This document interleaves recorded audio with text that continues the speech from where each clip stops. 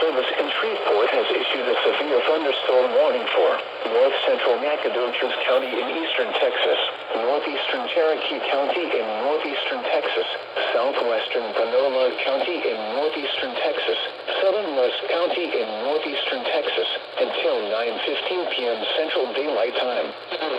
At 8:10 p.m. Central Daylight Time, a severe thunderstorm was located over New Salem, or 16 miles northeast of us, moving east at 35 miles per hour. Thunderstorm has a history of producing up to golf ball-sized hail. Hazard, tennis ball-sized hail and 70 miles per hour wind gusts. Source, radar indicated. Impact, people and animals outdoors will be injured. Expect hail damage to roofs, siding, windows, and vehicles.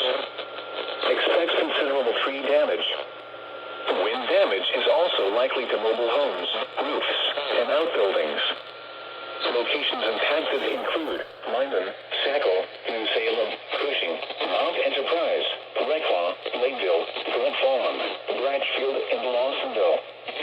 Anyone outdoors should move to shelter inside a well-built structure and stay away from windows.